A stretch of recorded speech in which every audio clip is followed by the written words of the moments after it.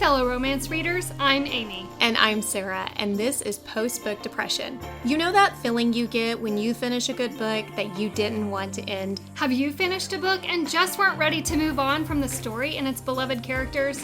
You find yourself needing just a little more? This multi-trope romance podcast gives you the opportunity to dig deeper with us into books we love as we discuss all the reasons we can't move on. Feeling chatty? You can continue the conversation with us on Instagram at Post-Book Depression Podcast or on Facebook in our Post-Book Depression discussion group. We would be so grateful if you would subscribe to our podcast and take a moment to leave a review. Are you ready? Let's discuss. Hi everyone, welcome to the show. I'm Amy. And I'm Sarah, and today we're going to be discussing New York, New Year, New You by Rachael Bloome. The first few minutes we're going to do a brief review of this story without any spoilers, then we are going to shift into a deeper book discussion that's going to include lots of spoilers, but don't worry, we're going to let you know before we do shift into that deeper book discussion. That's right, so before we dive in, Amy, give us a brief description of what the story is about. A young woman who is known to be a quitter in everything in her life sets out to compete with her siblings over the family business by completing a bucket list of items she has yet to fulfill over the last decade. This involves her moving to New York, where her childhood best friend and her best friend's brother, also her childhood crush, reside. Sarah, what did you think about New York, New Year, New You? I thought this story was so delightful. I love a holiday story that takes place in New York. Who doesn't?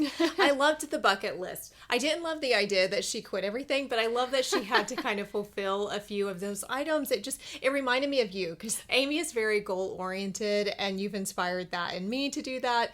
So, but maybe not on the level her family does it. Yours, pretty extreme. Yours are better.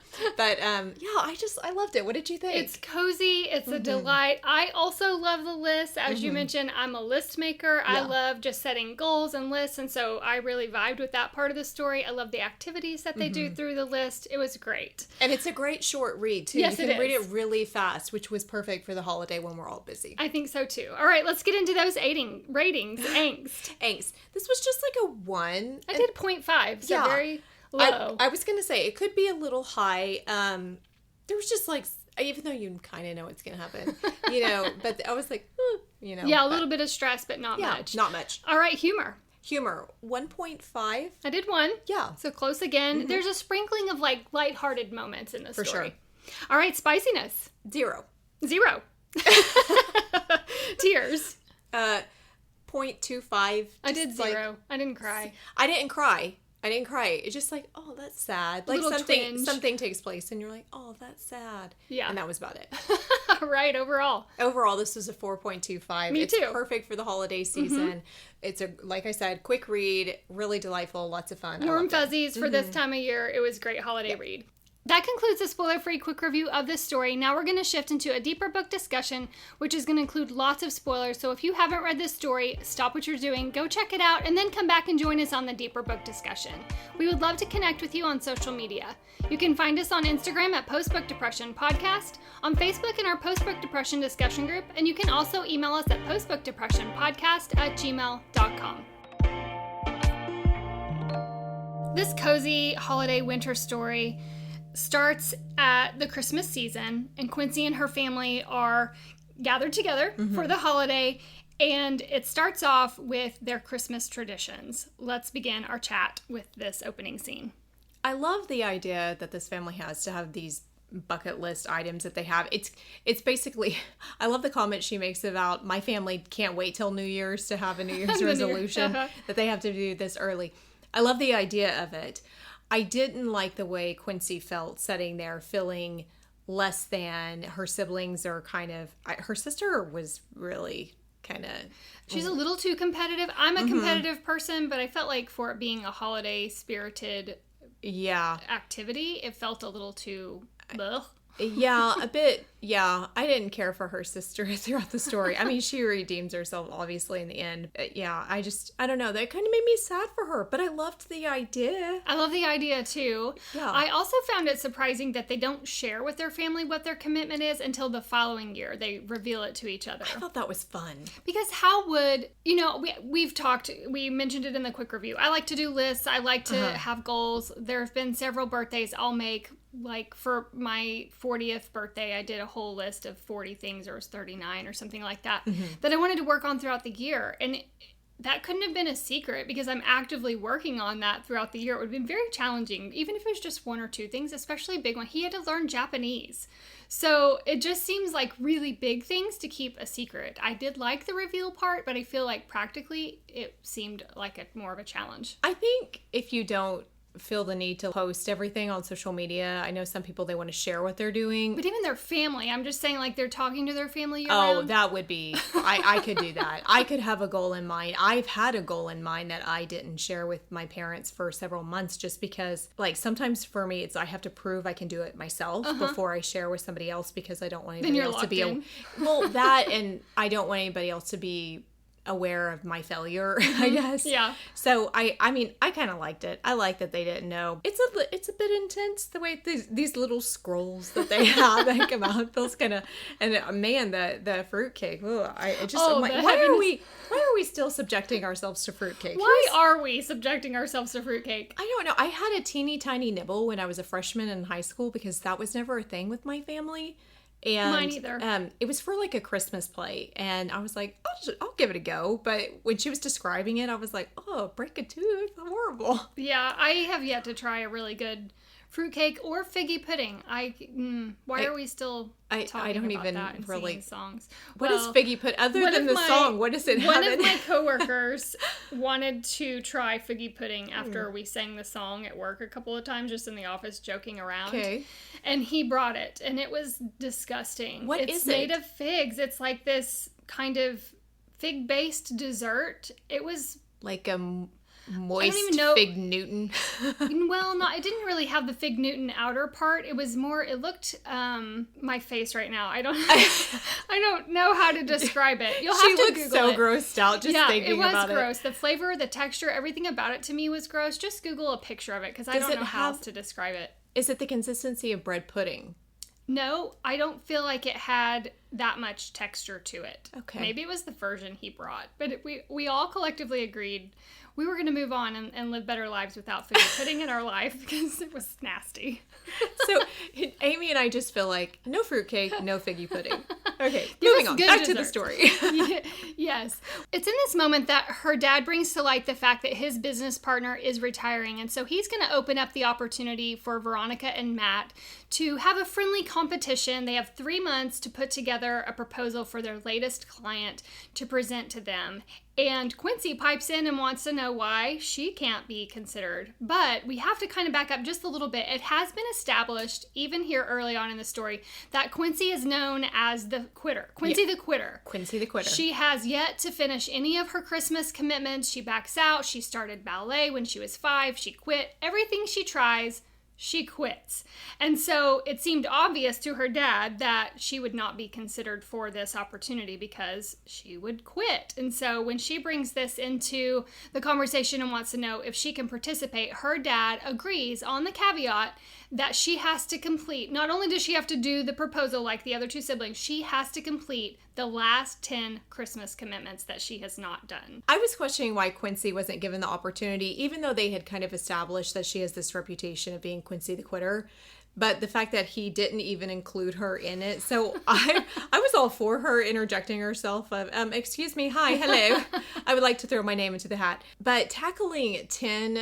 we don't even know at this point what they are. What the challenges are, or kind of, goals that she has. I would say it would be no problem for you because you've done like triple that in a year. Yeah, it does make you kind of curious, but doesn't she have a shorter span? No, she hasn't the full year, right? Well, it's 3 months. 3 months. 3 months. Yes, 3 months. So yeah, 10 challenges, goals, whatever in 3 months. It could be tough. Well, especially when we learned that one of the very main ones that she has is she has to move to New York.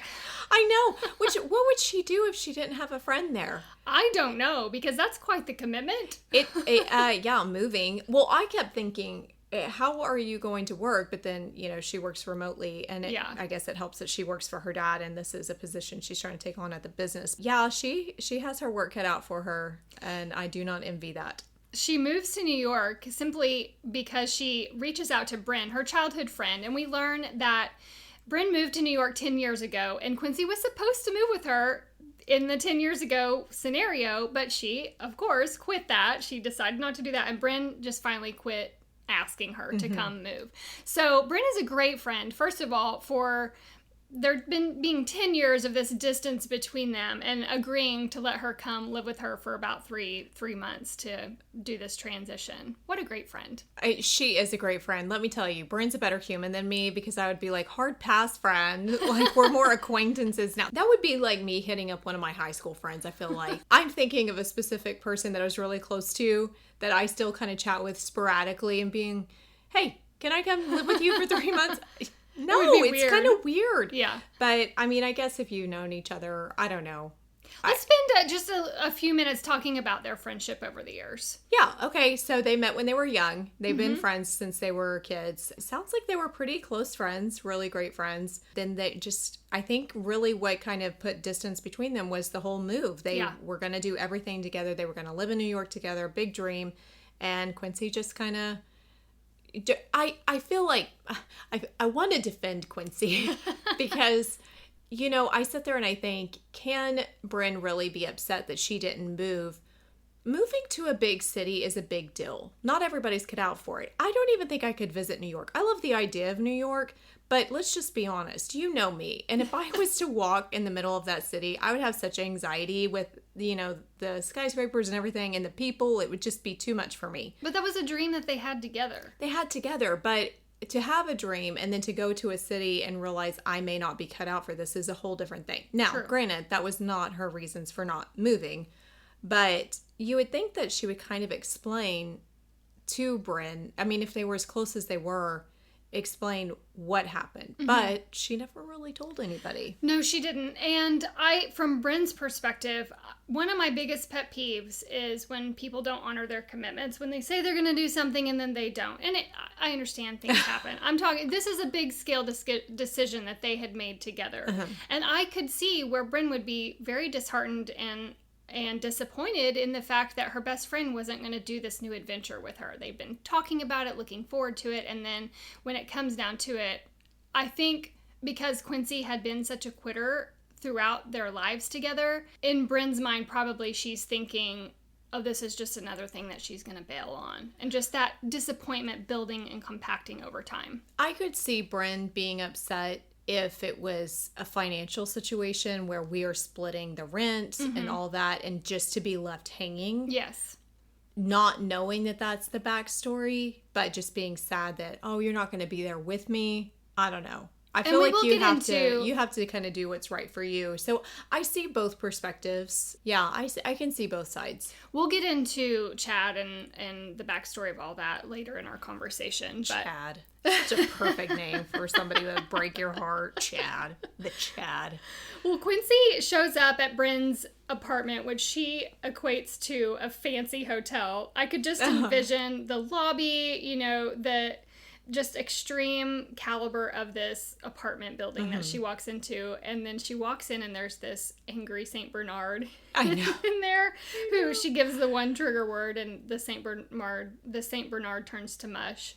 But she's getting ready to get into the shower and she hears a noise, and lo and behold, when she checks it out, she sees Ethan, which is Bryn's brother. We don't know it right yet that Ethan has been living with Bryn for a few months, because Bryn did not mention the fact that Ethan lives with her. And they have this awkward moment. And it's not until after the shower that Quincy comes out into the kitchen. Ethan's making hot chocolate, his mom's recipe. She's in her hot chocolate cocoa that was so sleep cute. Pants. And let's just talk about Ethan and this scene, and then of course moving into Quincy and Ethan's relationship or friendship. That scene was very startling and then very awkward very quickly, because he's getting ready to go to the bathroom and she's trying to take a shower. So I can't think of a more humiliating, awkward, let the ground open up and swallow me whole scenario. For both parties. Well, yeah. I mean, I feel like honestly it was kind of more worse for him. But yeah, so it's just level 10 on the awkward scale for me. Plus it's her childhood crush. Yes. Which nobody knows. And so she's kind of embarrassed by her cutesy jammies and stuff, which I love, because I loved it too. You know, I'm like, that's cute. That's fun. But yeah, they kind of, you know, quickly he lets her know, oh, Bryn didn't let you know that I'm actually living here, so they iron out what's going on very quickly. But I love that he clarifies that they were both very excited about her coming to live with them and stay with them, and they were both very much looking forward to the fact that she was there. I love that you pick up very quickly that he equally had a crush on her. Oh, 100%. So it's just so delightful in my mind. That's what made the story so delightful, is it's not him suddenly noticing his sister's friend. He's had these feelings too that nobody has known about. So they both have had these feelings all these years. I like that. I like that you get the sense that there's these two people who have kept their feelings secret for so long, and I don't know, it plays out differently. It makes him more cute and adorable in this scenario, because he's always doing things like making the hot chocolate. So sweet. I know. Let's move into the Christmas commitments that she has to fulfill in her 3 months, starting with the dating someone. This whole scene with Sebastian at the cat shop. Sarah, I was laughing. So I knew you were grossed out from the Kleenexes and cringing. I had so much secondhand embarrassment and just awkward cringiness that it made it funny to me. No, I thought it was a funny scene, but I too was kind of questioning, can you have pets in a shop like that? I mean, I think you can. I have heard of the cat cafes. I don't know the specifics about it, but I know they exist. Here's what I felt. I felt his pain. I am highly allergic to cats. I think they are adorable. I think they're cute. They need to be 20 yards from me. I would be Sebastian. I would be puffy eyes, swollen face, where's the EpiPen, allergic reaction to these cats, and I would not try to power through this date. Well, that's what I was thinking was so funny, is he's such a rule follower. When she offers to move the date somewhere else and he said no, I'm thinking, oh, you're just going to torture yourself with this allergy that you're dealing with right now. Yeah, it's just, first dates are not a good place for post-nasal drip. It really isn't. So she's quickly trying to find a way out of it. And I just found it hilarious. It was funny. It was gross, and it was funny. We learned that Ethan goes on runs every morning, and one of the Christmas commitments that she had was to run a marathon. And this I also found delightful, because she thinks she can just wake up one morning in March or April and run 26.2 miles without any training. I was laughing so hard at this scene because you're a runner. So I was thinking about the training that you've done, and you and I have had discussions of the training that you've done for marathons or races and stuff like that. And I just thought, who doesn't know that you have to train for these things? Like, I'm not a runner, but I'm not naive enough to think I can go run. I couldn't run down my street, not without pulling a hamstring. Much less 26 miles. Yeah, that was comical. So she agrees he offers to train her on this, and she agrees to go, which I just find that delightful, because they're going to, spend lots of time together running and just kind of building that connection that they have. Moving on to the next commitment is she has to play an instrument, which in order to talk about this, we have to backtrack just a bit and talk about Harper, who is one of Bryn's friends here in New York, and they kind of have this introduction. They have a little brunch together, and we learn that Harper not only is one of Bryn's really good friends, but she has a crush on Ethan. So let's talk about Harper real quick. I don't like her. Of course not. I didn't like her. Yeah, I just didn't like her. I was proud of Quincy trying to give her the benefit of the doubt, trying to be friendly. I would be friendly too, but I just didn't care for her. I didn't like the fact that she was wanting to keep it from Bryn. That there was a little bit of deception. I felt, because Bryn has stated she doesn't want any of her friends to date her brother and finds that completely gross. I just felt like it was disrespectful, even though in Quincy's mind she is realizing, I didn't realize she felt so strongly that way, and does that mean for me too? But I don't know. I felt like Harper was trying to just get what she wanted, and she didn't care about Bryn's feelings, and I didn't care for that very much. So I agree. And Harper, I felt I started to kind of put up a wall around her when she mentioned the crush on Ethan as well. Harper actually tries to play matchmaker with Quincy when she's trying to celebrate after a month in her new position, and they go out and celebrate and have drinks, and she invites Javier. And Javier, as a reader, 100% Harper's trying to set Javier up with Quincy. And Quincy's not really caught on to that yet until Ethan arrives, and then she gets up and shifts the seating around, and she realizes, obviously, Quincy's not into Javier. He's attractive, but she's not drawn to him in that way. But she does make a connection with Javier in the sense that he has connections. And so when she has to do this commitment to play an instrument, he offers to connect her with someone who can teach her. And so she has this experience with a drummer that Javier has connected with her, and she finds this very liberating. Let's briefly talk about this scene.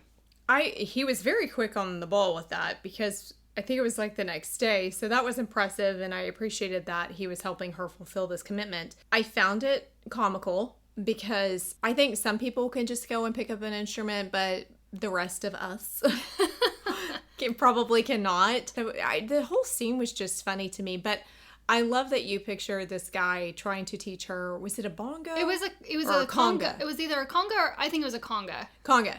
That her just trying to fill the rhythm. I don't know why, but in my mind, I did not picture it sounding good. Oh, I 100% think it did not sound good. And I love that he was so encouraging to her, and she's just feeling it, you know? That's one thing about Quincy is she has these moments where she'll be doing something, and in me, Sarah, I would be completely mortified, but she is just so in the moment. Yes, she is. And she just doesn't care. And I would think to myself, that should be the moment that you want to quit. You know, when you feel the embarrassment of people looking at you, and she doesn't. She follows through. So I feel like the conga and this whole scene specifically was the only way that her learning to play an instrument was going to be believable in the short amount of time. I completely agree. So I found the way he encouraged her and her to just be her own free spirit to play this drum was perfect. It was just funny. I can see this in my mind's eye. Oh, me too. Me too. One of the next commitments is to learn a language. And I love that Ethan brings in the creative idea to, it doesn't have to be a foreign language. It can be a computer language. And he offers to teach her a computer language. And they work together on this, trying to teach her to build a blog. And then it opens up a conversation about her helping market his business, this MAD, Make a Difference business that he has. And she offers to market that for him. And I love that in that moment, he recommends that she be the one to present to his future clients. Kind of sets them up for partnership together. I know. I loved that. One of the next commitments was taking an art class. And of course, as someone who is an animal lover and works with, I work at a zoo, this class was pretty delightful for me and entertaining. The scene with the gorilla where the gorilla teaches them to paint. Obviously, there's the exhibit is between them. They're not in shared space with the gorilla, but I found this scene very comical. This made me laugh so hard when the gorilla throws. Shows some attitude for her. He's like horrible so painting. frustrated. Oh, it was so funny. I was like, I want to take this art class. This is great. I mean, I don't want to be in the exhibit with the gorilla because, you know, they're big animals, but... And they're wild, yes. Yeah, so... At our zoo, we don't have something like this, but we do have opportunities for the animals to paint on canvases, and then you can purchase the art with their prints of whatever their paws or their feet or whatever. It's in this scene that we kind of get the vibe that Bryn and Oliver have a thing for each other. Oliver was the one that helped set up the art class. His sister's the one that worked at the zoo. So Quincy is picking up on the fact that there's a connection there. And so when Oliver invites to take them to dinner, Bryn bows out. They go to dinner together. Well, there's also this cooking class, which is the next on her commitment. You mean Quincy bows out? You said yes, Bryn. I'm sorry. Quincy bows out because she has the cooking class that she's needing to go to. They've signed up. It was supposed to be Harper and Bryn and Quincy taking this class, and Quincy encourages Bryn to go on this dinner date with Oliver. And so it's just going to be her and Harper. I'm sorry. Yeah. So it's just going to be her and Harper at this cooking class. She gets to the class, and lo and behold, Harper bows out with the text saying she's going to go to dinner with Ethan instead. Yeah. Sarah. Well, I mean... I said I didn't like her. I know. She's been manipulative because... Yeah. that was wrong. But the cooking class was a delight. Yeah, because Sebastian was there with a new date. And it goes really well. She's so distracted she doesn't cook her salmon. And I thought it was so funny because she adopts the cat. And she had told Sebastian she has like 12 cats or whatever. And... is it his date that makes the point? Well, now you have some fish to take home to the cats. Yes. Oh, so humiliating. I mean, I don't know that I would really care because of the way she ended the date with Sebastian, but I could see where that would just be an awkward situation to Especially have to... she's there by herself. Yeah. But she goes home and Ethan's there and he offers to teach her how to make a frittata. I am just loving Ethan even more. Every time they spend time together, he is just building that connection and building that friendship and taking her strengths and really just helping her grow in them. And I loved him so much for that. I know. He really encourages her because there's certain commitments she'll make these little comments about herself, and he just flips that around. And I love how encouraging he is. Me too. And how he tells her, well, you just didn't have the right teacher. You know, because this cooking class was a well-known teacher that, I mean, it was a big opportunity to be in the class. And I love that he was like, you just didn't have the right teacher. I'm here. It's so sweet. Me too. Bryn comes home and she makes the admission for Valentine's Day that she signed her and Quincy up to do this fundraising ice skating competition. Did you ever do those, like all-night skates or all-night dances where you couldn't stop touching or moving? You did not like holding hands. You had to hold hands or you have to keep moving. Yes. I mean, we did like skate lock-ins at, like, not ice skating, but skating rink, and they would, like, briefly for a song or something, they might have something like that, but nothing to like what this is. So I want to talk about this scene because it was so comical to me that Ethan had such conviction and such just, I am 100% the best ice skater and I am going to teach you how. When he bit the ice, he fell and she didn't know what happened because she's thinking, he played hockey. And he said, I don't know how to skate either.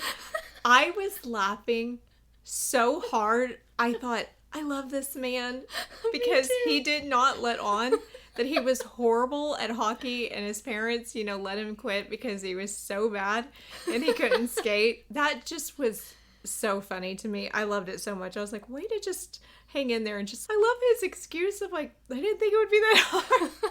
Well, and it just makes him a little bit more normal, not quite as perfect. There is something that he's not good at, and just kind of normalizes him a little bit. It was such an endearing moment. Yes, it was. Endearing's the perfect word. We're nearing the end of her time in New York, which means it's kind of bookended with the race day that she has, the marathon coming up. They've trained, and throughout the training process, we did get a few nuggets about how she had a bad relationship with this guy named Chad, and there's just something off about her feelings towards New York. There's a few points of interest in her marathon training, that icons and things around the city that cause her some anxiety. But she's getting ready for race day. I want to talk about this whole race day because this is kind of the culmination of all the feelings her and Ethan have had together. Bryn has finally sort of given her blessing for them to have feelings for one another, in the fact that she gifts her with this gown that they saw out shopping, and she knows that Ethan's taking her to dinner because Bryn has to work. Let's just talk about this whole race day scene, the surprises that come up, and everything that includes. I was so proud of her for completing this race, and just that I can't even imagine how you would feel working so hard for that. That's a big accomplishment, Absolutely. A marathon like that. But then to be surprised by your brother and sister being there, I was really moved by the emotions that she felt. She felt so grateful because they have never shown up for her in that kind of way. And it was just such a sweet scene where she's really feeling loved by her siblings. And so it was really nice. However, it quickly makes your stomach drop because she's supposed to go have this dinner with Ethan, and that changes, and she kind of sees the look on his face. He seems disappointed, but I love that she invited him because Absolutely. Her brother and her sister are taking her to this restaurant, and wow. Let's talk about that restaurant. Have you ever heard of a place like this? No. Sounds intense, first of all. First of all, I wouldn't do it. Not because I'm scared of the dark, but Liz, I'm not going anywhere and eating anything that I cannot see. That's not happening. Not at all. Now, if Dustin wanted to blindfold me and have a food thing, whatever, sure. If he can see my food and then I have to guess, I'm all for that. But if you tell me I have to walk into a restaurant and I can't see my glass, I can't see my food, no. I don't care what what sense it's enhancing. I'm not doing that. That's insane. Would you do it? No. No, I don't think so. Ugh. I At don't a think so. restaurant? Not at a restaurant. But I love the fact that Ethan knows instantly she's afraid of the dark. And this is a really bad move on her siblings' part. That they did not even put her first for her own celebration dinner. I know.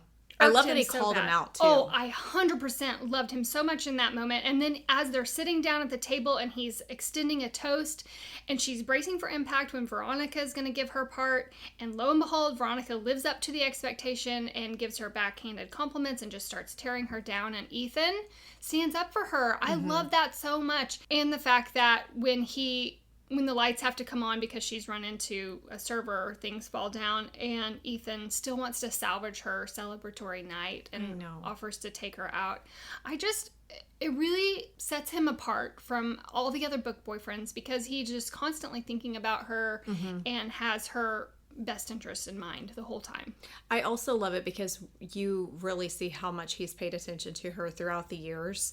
I did appreciate Matt feeling remorse and wanting to salvage it by going somewhere else, and her brother was kind of showing that he felt bad where her sister was not. However, you mentioned Ethan salvaged the evening. His plan that he had in place for her night, Amy, first of all, now this is a restaurant that I want to eat at. With books surrounding you, it's just, I could see it. It was catered straight to her interests and her personality and who she was, and he knew that about her. I know. And it was catered to mine too. Mine too. I loved it. I was like, oh, that's so sweet. And it was just a beautiful evening after that, and I love that she was kind of thinking, this is what I could have been experiencing the whole night, and that she felt loved, that he... And they open up about their feelings to one another. Although that is kind of the reason she starts tail spinning a bit. And that leads us to our conversation about Quincy and Chad, this incident that she had that's made her so panicked about relationships in New York. Let's talk about Chad and the mistaken proposal. This was so embarrassing and so heartbreaking. They are on this famous bridge in New York, and he bends down for a penny. And she thinks he's proposing. They've only been seeing each other, though, for like 6 months. She's so excited. She starts to say yes, and then he sees the shift. Anyway, it comes out that he was not trying to propose. And he tells her, you're not marriage material. Oh, when he said that, Amy, I first of all, he pointed out that she quits everything, and he doesn't like that. And I'm like, well, while you're making a valid point that is something that bothers you, for me, I'm like, why are you dating somebody if you're just having fun? Yeah. Why don't you just free up your life if you're waiting for the forever? Yeah.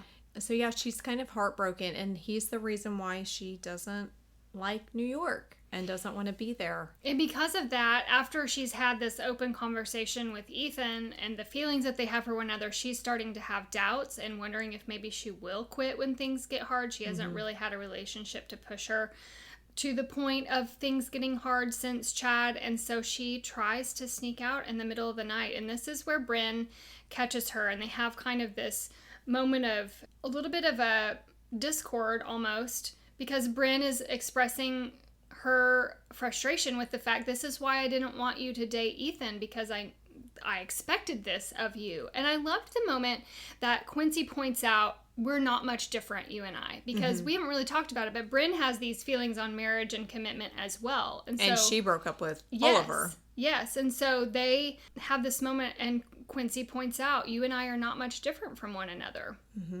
And she ends up getting a text that her dad has had a heart attack, so she ends up leaving without saying goodbye to Bryn or Ethan and heads to the hospital to be with her dad. I understand the need to rush to her father because of the medical things. What I don't like about Quincy in that moment, and she does kind of solidify the quitter behavior, is that she ignores all the calls and the texts and things from Ethan and Bryn. They're just kind of left wondering what is going on, and she's ignoring. I did not like that about her. There was definitely some aspects of her character that I could not jump on board with. I'm not like that, but I'm also an over communicator, and I can't, if I really, really, really care about people, like my close people, I can't do the let's not talk about things. Same. I cannot do that. I have to talk about it. We have to discuss it, even if it's hard. I also was kind of left wondering, did she even say, my dad had a heart attack, I have to go? No. She didn't. Mm-mm. She just walked out. You know, you don't realize that in the moment. You're thinking, surely she said that. She did not. And so she didn't in my personal opinion, Quincy did not handle the situation very well. I agree. But as she's there in the hospital with her dad, of course her siblings come in too, but she has a moment one-on-one with her dad where she has submitted the proposal for the new business partner option, and he really likes her idea. And I really liked in this moment the fact that her last commitment, her most recent one, was to make dad proud. And he, you know, that does come full circle because he offers her the job. He does tell her he's proud of her. Mm-hmm. They have this little heart-to-heart moment, and it comes a little bit full circle there. That was a very sweet moment. And I think the fact that we get that her dad recognizes that she kind of felt a lot of this pressure and stuff, but they also talk about how she quit things. And I like that there was an open conversation finally. Mm-hmm. I just felt like it was one of those, why did you wait so long? Yeah. Could you never pick up on how your daughter was feeling, or, I don't know, discussing why she's quitting things and stuff? It was just, but yeah, they kind of mend things, and she gets the job, which I felt like she deserved it. I think she did too. And I like that he gives her a different proposal when she says no, because it's in these conversations that she's realizing what a bad friend she's been to Bryn and mm-hmm. Ethan, and how she's left things. And she starts kind of thinking about how she can reconcile her friendship with Bryn and her relationship with Ethan. And so she's willing to sacrifice the promotion of the job. He gives her an opportunity to kind of head up the East Coast branch of this business. But let's talk about the two grand gestures. Okay. First of all, her grand gesture with Bryn with the friendship bracelet and the t-shirt. Oh my goodness. From their childhood. Like, I loved it. I loved it. I also was thinking, oh, this is a place of business that's not very professional. And she thinks that too. She does think that, but you know, I mean, when you're the one that's working there, I would be like, oh, somebody call security. Yeah, I thought it was really sweet. I love that she is trying to make amends. She is acknowledging in the ways that she has let Bryn down and that she's hurt her, and mm-hmm. that she wants to be there for her. And I think that that's incredible, because I do feel like when you have a friendship like that, you should, it's like any relationship you have, you should do what you need to do to make it work. Mm-hmm. And that means sometimes saying you're sorry and offering forgiveness and putting in the work just the way you do in a romantic relationship. I think that there are friendships that deserve that amount of effort. Yeah. She feels like Bryn is that. So it was funny and a little bit, that to me was a bit angsty. I was like, oh, you're in a public place. Well, I love that when she's going to do the grand gesture for Ethan, Bryn says, changes clothes. Here's a jacket to put over your skimpy t-shirt. Yeah. And she realizes that Ethan is giving this proposal to some clients for his mad video, basically. Uh-huh. And her grand gesture is that she walks in with her briefcase, and she's there to be the one to present this to the mm-hmm. client. And I love this scene so much.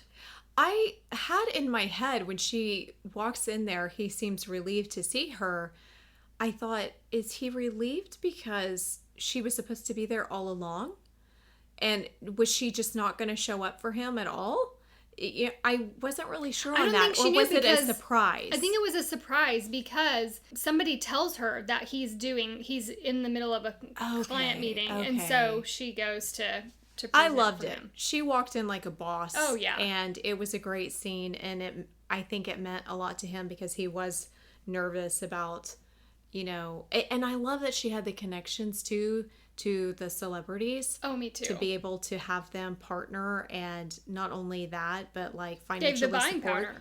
I love the way she is with these gentlemen, and just, says, well, something about they've already signed on, and they're have their little, discussion of, we'll have an answer to you today kind of thing. I really loved it. It was just such a sweet scene. And you don't often get to see the grand gesture by the female. Yeah, I was trying to think about that, and I was thinking, where have I ever read, what book have I read that there was a grand gesture from a female? And I'm drawing a blank. Yeah, I can't think of any offhand either. I'm sure they're out there, but like in a movie. Yeah. Yeah, I can. I do like it too that she did one for the best friend. I do too. I thought that was really sweet. All right, let's talk about their proposal and their HEA. Christmas time. This is a little bit down. They've been dating, and so they have Christmas time happening. The mom has the fruitcake again, but they have started a new tradition with the frittata.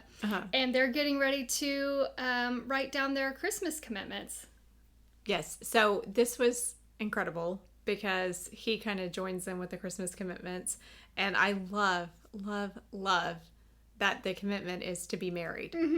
And I thought that was such a great proposal. I loved it too. It gave me all the warm and fuzzies, and I love that her response to it, and was her commitment to marry him as well. Her commitment to marry him. And I don't know, it was just like the perfect ending to a story that's how it starts, and she closes it out that way.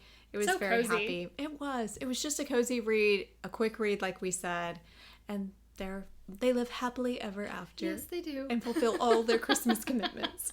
That wraps up our discussion of New York, New Year, New You. We hope you enjoyed this discussion and want to continue the conversation with us. You can hit us up on Instagram at Postbook Depression Podcast or on Facebook in our Postbook Depression discussion group. You can also email us at postbookdepressionpodcast@gmail.com. Until next time, keep reading.